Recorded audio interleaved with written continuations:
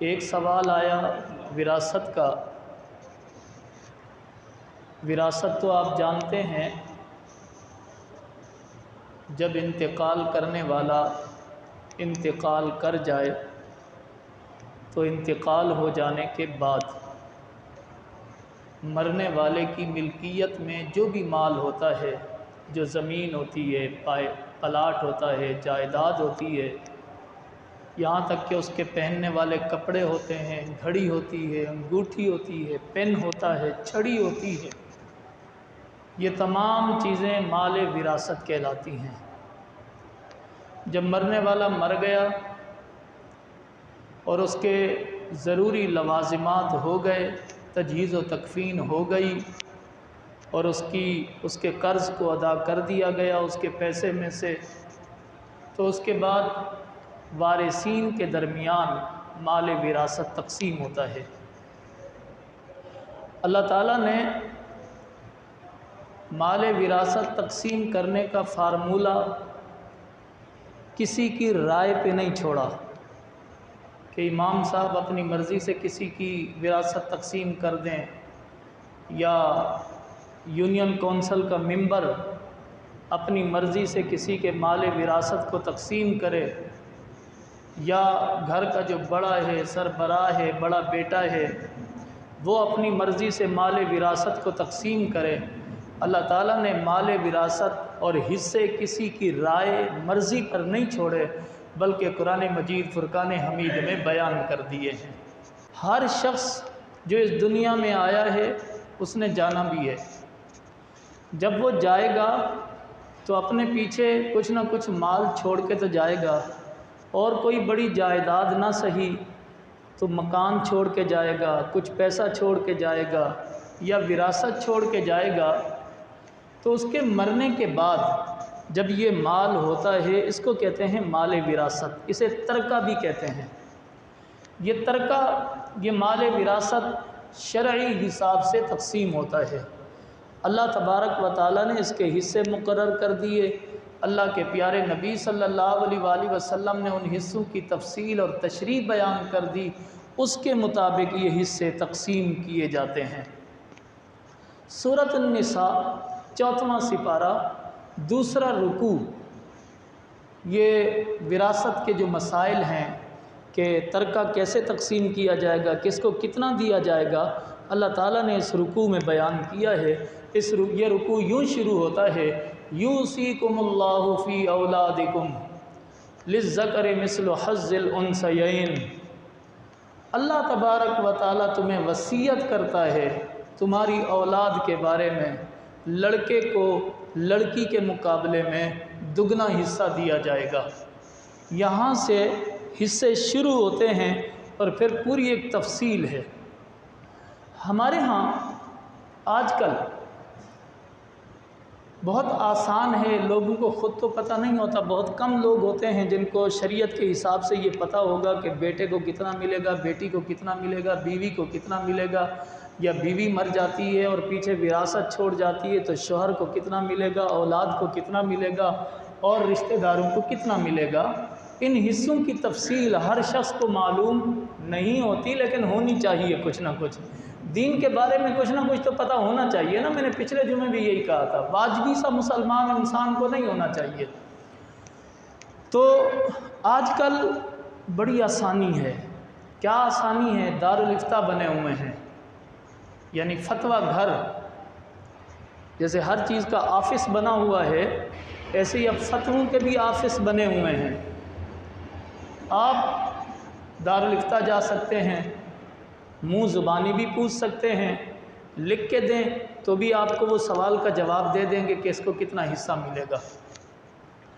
اس کے باوجود ہم یہ دیکھتے ہیں کہ شریعت کے اس معاملے سے لوگ بہت ہی پہلو تہی کرتے ہیں۔ نہ مرنے والے کو پتہ ہوتا ہے کہ میری جائیداد تقسیم بھی ہونی ہے،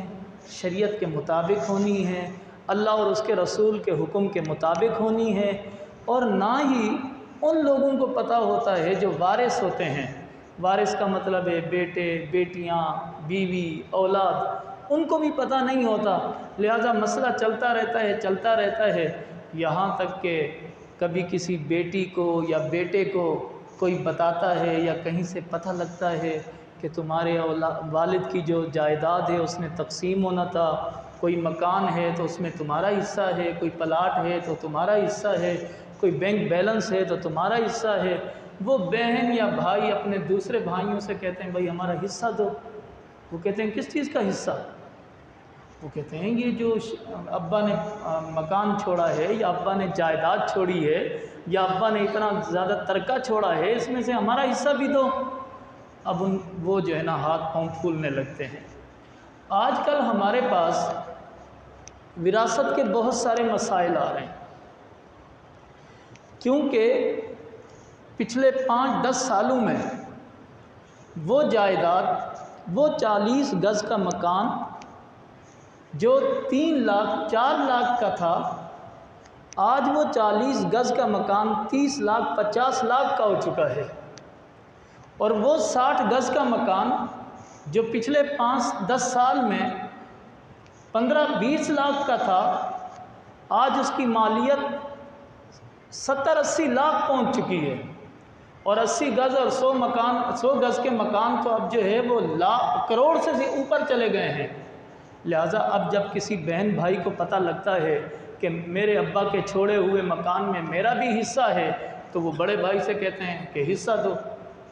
یا جو مالک ہوتا ہے، سربراہ ہوتا ہے، گھر کو چلا رہا ہوتا ہے، وہ کہتے ہیں کس چیز کے حصے دیں، کون سا حصہ دیں آپ کو؟ وہ کہتے ہیں شریعت کے مطابق جو میرا حصہ بنتا ہے وہ حصہ دیں۔ میرے پاس گزشتہ ہفتے ایک سوال آیا، والد نے 40 گز کا مکان چھوڑا، تو جو بڑا بھائی تھا وارثین میں، کچھ بیٹے تھے کچھ بیٹیاں تھیں، تو جو بیٹوں میں سے بڑا بھائی تھا وہ سب کو لیڈ کر رہا تھا، گھر چلا رہا تھا، وراثت تقسیم کرنے کی بجائے 3-4 سال کے بعد بڑے بھائی نے وہ مکان بیچا 40 گز کا، وہ 10 لاکھ کا بکا، تو انہوں نے اپنی جیب سے پیسے ملا کے آگے جو ہے ایک اور مکان لے لیا، پھر اس مکان کو 50 لاکھ کا بیچا، پھر اپنی طرف سے کچھ پیسے ڈالے یا آگے پیچھے جتنے کا بھی بیچا، پیسے ڈال کے ایک اور مکان لے لیا۔ اب جو مکان لیا ہے کچھ سالوں کے بعد اس کی مالیت اب ہو چکی ہے 1 کروڑ روپیہ۔ اب بہن بھائیوں میں سے کسی نے کہا کہ شریعت کے مطابق ہمارا حصہ دو اس مکان میں سے، یہ تو ہمارے ابا نے چھوڑا ہے، حصہ تو ملا نہیں ہے۔ وہ کہنے لگے کون سا حصہ؟ میں نے تمہاری شادیاں کی ہیں، میں نے تمہیں پڑھایا ہے، میں نے تمہیں لکھایا ہے، بڑے ہوئے ہو، کھانا کھایا ہے،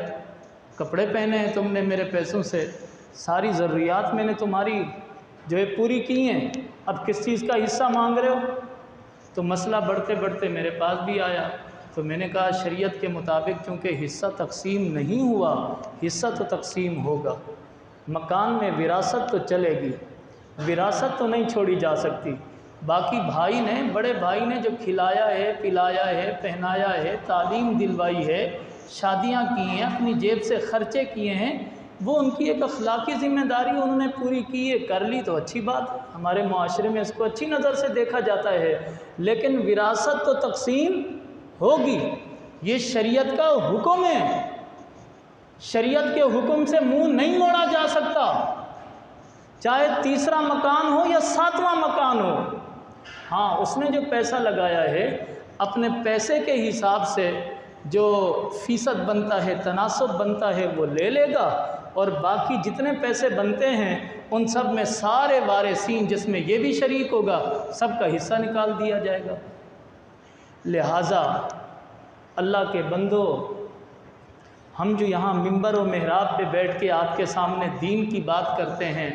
شریعت کی بات کرتے ہیں، اس دین کی بات میں سے، شریعت کی بات میں سے ایک یہ ہے کہ ہر وہ شخص، ویسے تو زندگی کا کسی کو پتہ نہیں ہے کہ کب وہ اس دنیا سے چلا جائے، لیکن ہر وہ شخص جو بڑھاپے میں قدم رکھ چکا ہے، عوارض کا شکار ہے اور موت کا منتظر ہے کہ حضرت جبریل کل آئے کہ پرسوں آئے میرے پاس، اس کو چاہیے کہ اپنی اولاد کو اپنی جائیداد کے بارے میں، اپنی زمین کے بارے میں، اپنے مکان کے بارے میں، اپنے قرضوں کے بارے میں جو اس نے لینے ہیں یا دینے ہیں، ساری تفصیل بتا دے کہ اتنی میری جائیداد ہے، اتنے میرے پلاٹ ہیں، اتنا میں نے قرضہ لینا ہے، تم فلاں فلاں سے لے لینا، اتنا میں نے دینا ہے، میرے مال میں سے یہ قرضہ دے دینا اور باقی جائیداد کو شریعت کے مطابق تقسیم کر لینا۔ یہ پہلے دن ہی اگر تقسیم ہو جائے، تیسرے دن، چوتھے دن، تو یہ اچھا ہوتا ہے۔ جب یہ شروع میں تقسیم نہیں ہوتی جائیداد تو پھر بعد میں تنازع اور جھگڑے چلتے ہیں، اور یہ جھگڑے اور تنازع اس قدر ہو جاتے ہیں کہ عدالت میں چلے جاتے ہیں۔ عدالت کی طرف سے اسٹے آ جاتا ہے کہ مکان خالی کرو، کوئی نہیں رہے گا جب تک عدالت عالیہ عدالت جو ہے پورا فیصلہ نہ دے دے۔ اب سب جو ہے در بدر ہو کے خوار ہو کے پھرتے رہتے ہیں۔ اس لیے میرے بھائیوں، اپنی جائیداد، اپنی زمین، اپنا مکان، جو کچھ آپ کی ملکیت میں ہے، آپ کے والد کی ملکیت میں ہے، اس کے بارے میں شرعی احکامات سے پوری طرح انسان کو باخبر ہونا چاہیے۔ ایک چیز تو ہے وراثت۔ ایک چیز کیا ہمارے معاشرے میں پیش آ رہی ہے، کئی گھروں میں یہ جھگڑے ہوتے ہیں۔ میرے پاس بھی یہ سوال آیا کہ داماد نے کہا اپنی بیوی سے، مرد نے کہا اپنی گھر والی سے کہ تم اپنے ابا سے اپنا حصہ اپنی زندگی میں لے لو۔ یا بعض اوقات والد یہ پوچھتا ہے کہ میری جائیداد ہے، میرا مکان ہے، میرا بینک بیلنس ہے، اب میری زندگی 70 سال میری عمر ہو گئی ہے، میں اپنی اولاد میں، بیٹوں میں، بیٹیوں میں تقسیم کرنا چاہتا ہوں، تو کیا میں تقسیم کر سکتا ہوں اور کس حساب سے تقسیم کروں اپنی دولت کو، اپنی جائیداد کو؟ یاد رکھیے گا، یہ مال جو ہم وراثت کہہ رہے ہیں، ترکہ کہہ رہے ہیں، یہ مال وراثت یا ترکہ اس وقت بنتا ہے جب کوئی شخص مر جائے، تو مرنے والے کا مال جو ہے وراثت یا ترکہ کہلاتا ہے۔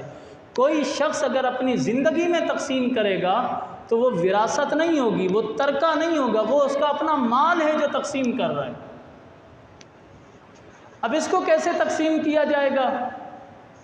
بیٹوں کے مابین، بیٹیوں کے مابین،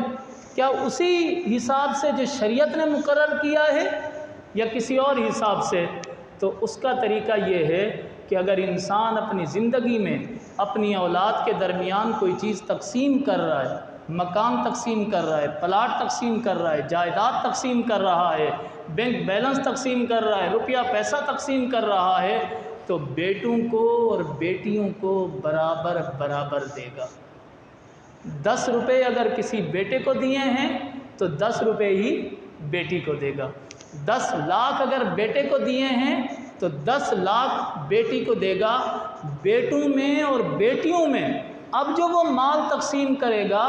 برابری کی بنیاد پہ تقسیم کرے گا، اونچ نیچ کرے گا، تو وہ ظلم ہوگا۔ ظلم کیا ہوگا؟ ظلم ہوگا۔ مثلا کہتا ہے یہ تو میرے بیٹے ہیں، کمائیں گے، کل کو مجھے کھلائیں گے، میری دوائیاں لائیں گے، بیٹیاں کیا ہے، شادی کر کے چلی جائیں گی، لہذا بیٹوں کو اس نے 20 لاکھ دے دیے اور بیٹیوں کو 5 لاکھ دے دیے، تو یہ ظلم ہوگا۔ ظلم مرنے کے بعد تو وراثت نے جس طرح وراثت کا مال جو شریعت نے مقرر کیا ہے ویسے تقسیم ہوگا، لیکن اگر اپنی زندگی میں تقسیم کر رہا ہے تو برابر برابر کرے گا۔ حضور نبی پاک صلی اللہ علیہ وآلہ وسلم کے ایک صحابی آئے، انہوں نے کہا یا رسول اللہ صلی اللہ علیہ وآلہ وسلم، میں نے اپنے بیٹے کو، اپنے ساتھ ایک بیٹا بھی رکھا ہوا تھا، انہوں نے لائے ہوئے تھے، کہنے لگے یا رسول اللہ میں نے اپنے اس بیٹے کو باغ دیا ہے اپنی زندگی میں، آپ اس پہ گواہ ہو جائیں، آپ اس پہ گواہ ہو جائیں کہ کل کو کوئی مسئلہ ہوتا ہے تو آپ بھی کہہ سکیں کہ ہاں مجھے اس شخص نے گواہ بنایا تھا، اس نے اپنے بیٹے کو باغ دیا ہے۔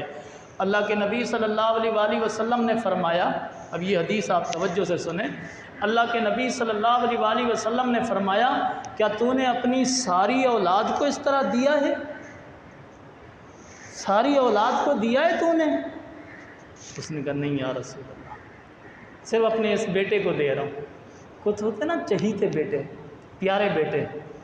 तो उसने कहा नहीं या रसूल अल्लाह, सिर्फ अपने इस बेटे को दे रहा हूँ। अल्लाह के नबी सल्लल्लाहु अलैहि वसल्लम ने फरमाया फ़इन्नी लम अशहद अला जौर, फरमाया कि मैं जुल्म पर गवाह नहीं बनूंगा। तुमने जो ये किया है ये जुल्म है, ज़्यादती है, मैं इस पे गवाह नहीं बन सकता, तुम्हारा गलत फ़ैसला है, सारी औलाद को बराबर दो। तो अगर अपनी ज़िंदगी में कोई शख्स, उसके बेटे दबाव दे देते हैं, भाई बेटों के पास भी, औलाद के पास भी बड़ी पावर होती है ना, माँ बाप की गर्दन पे पाँव रख देते हैं कि करो तकसीम, आपके पास जितना माल है, जितनी जायदाद है, और माँ बाप बेचारे बेबस हो जाते हैं और अपनी जायदाद जो है वो तकसीम करने पे मजबूर हो जाते हैं। तो अगर ज़िंदगी में अपनी जायदाद को तकसीम कर रहा है तो फिर बराबर बराबर करेगा, बेटों में बेटियों में भी। और अगर मरने के बाद उसकी जायदाद तकसीम हो रही है, जल्दी से तकसीम हो जानी चाहिए, चाहे हिस्सेदार बालिग हैं नाबालिग हैं, सबको मिलनी चाहिए और शरीयत के मुताबिक मिलनी चाहिए, ताकि जो शरीयत का हक़ है, जो शरीयत ने मुकर्रर किया है किसी के लिए, उसको मिल जाए और झगड़ों से मामला पाक हो जाए। लेकिन हमारे मुआशरे में ऐसा है नहीं, क्योंकि दौलत की हिर्स, पैसे की हिर्स, जायदाद की हिर्स, बंगलों की हिर्स, मकानात की हिर्स इंसान के अंदर बहुत ज़्यादा होती है। बड़ा भाई अगर काबिज़ हो गया किसी जायदाद पे, किसी बंगले पे, किसी महल पे और करोड़ों की कीमत में चला गया, तो बाकी बहन भाइयों को वो रद्द कर देता है और वो कहता है पैसा भी मैंने लगाया, फ़लाँ मैंने ये किया, फ़लाँ मैंने किया, अब कैसे तकसीम करूं? तो वो जुल्म कर रहा है, ज़्यादती कर रहा है, शरीयत की ख़िलाफ़ वर्जी कर रहा है। अल्लाह के नबी सल्लल्लाहु अलैहि वसल्लम के चंद फरामीन में बताऊं आपको, ये तरक़े और विरासत और जायदाद के बारे में, जो हमारे यहाँ बहुत ज़्यादा अब झगड़े आ रहे हैं। अल्लाह के नबी सल्लल्लाहु अलैहि वसल्लम की एक हदीस, आपने फरमाया तअल्लमुल कुरान वल फ़राइज़ वअल्लिमुन नास फ़इन्नी मक़बूज़, औ कमा क़ाल नबी सल्लल्लाहु अलैहि वसल्लम, मेरे आका ने फरमाया लोगों कुरान पढ़ना सीख लो, तअल्लमुल कुरान, कुरान पढ़ना सीखो, वल फ़राइज़, और ये हिस्सों का इल्म सीख लो। किसको कितना हिस्सा मिलेगा ये मुझसे सीख लो, कुरान मुझसे सीख लो, वअल्लिमुन नास, और लोगों को सिखाओ, कुरान का इल्म भी लोगों को सिखाओ, और फ़राइज़ हिस्सों का इल्म, विरासत का इल्म भी लोगों को सिखाओ। फरमाया फ़इन्नी मक़बूज़, क्योंकि अनकरीब मैं भी अल्लाह की बारगाह में चला जाऊँगा, मुझसे जो सीखना है सीख लो, कुरान भी सीख लो, और इल्मुल फ़राइज़ कहते हैं इसे, जो विरासत का इल्म होता है, हिस्सों का इल्म होता है, फरमाया ये भी मुझसे सीख लो। एक और हदीस पाक है, साद बिन रुबैये, इनकी बेवा, इनकी जो है बेवा, वो हुज़ूर की बारगाह में आई और उन्होंने कहा या रसूल अल्लाह सल्लल्लाहु अलैहि वसल्लम, उनके साथ दो बेटियां थीं, उन्होंने कहा या रसूल अल्लाह सल्लल्लाहु अलैहि वसल्लम, साद जो है मेरे शोहर थे, उनकी ये दो बेटियां हैं, साद आपके साथ ग़ज़वा-ए उहद में शहीद हो गए थे, और उन्होंने जो माल छोड़ा उस पूरे के पूरे माल पे इन बच्चियों के चचा ने कब्ज़ा कर लिया है। अब अगर वो माल नहीं होगा,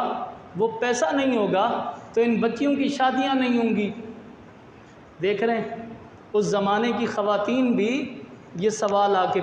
पूछा करती थी विरासत के, आज भी पूछे जाते हैं। उस ज़माने में भी विरासत पे कब्ज़ा होता था, माल विरासत पे। इस ज़माने में भी लोग माल विरासत पे कब्ज़ा कर लेते हैं और ज़्यादा कब्ज़ा कर लेते हैं, और किसी को देने के रवादार नहीं होते। तो वो कहने लगी या रसूल अल्लाह मैं बेवा हूँ,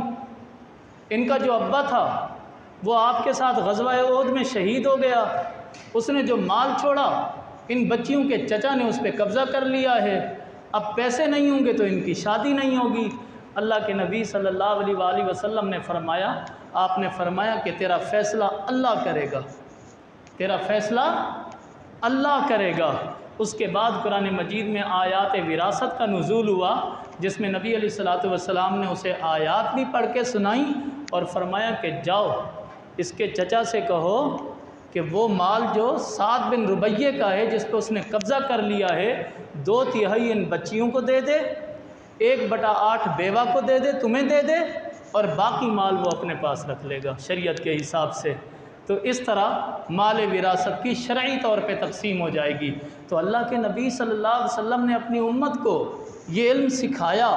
یہ بتلایا، آپ سے صحابیات نے آ کے پوچھا، آپ نے مسئلوں کو حل کیا، لوگوں نے قبول کیا۔ آج بھی وراثت کے مسائل لوگوں اس میں جھگڑو نہیں، لڑو نہیں، ایک دوسرے کے گریبان پہ ہار نہ ڈالو، شریعت کے مطابق تقسیم کر لو، اور شریعت جس کو جتنا دیتی ہے ہر ایک کو راضی ہو جانا چاہیے۔ کسی کو کم دے رہی ہے، کسی کو زیادہ دے رہی ہے، کسی کو اس سے زیادہ دے رہی ہے، اللہ تبارک و تعالیٰ نے یہ حصے خود بیان کر دیے ہیں، کسی کی رائے پہ نہیں رکھے۔ شریعت کے مطابق جب تقسیم ہوگی تو وہ تقسیم ہوگی جو اللہ نے کی ہے، آپ کے مال کی جو اللہ نے کی ہے۔ تو ایک تو یہ مسئلہ ہے شریعت کا، وراثت کا، جائیداد کا،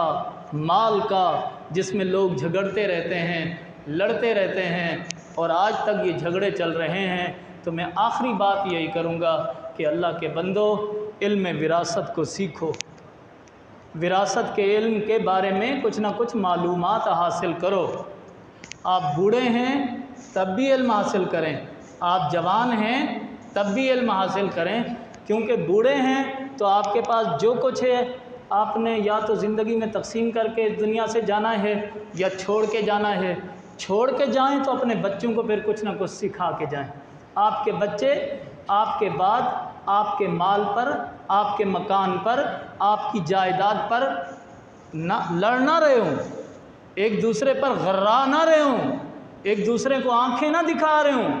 بلکہ جو آپ نے مال اکٹھا کیا اپنی اولاد کے لیے، آپ کی اولاد حسن سلوک کے ساتھ، محبت کے ساتھ، شریعت کے فارمولوں کے ساتھ اسے جو ہے تقسیم کر لے، لڑنے کی بجائے اسے تقسیم کر لے۔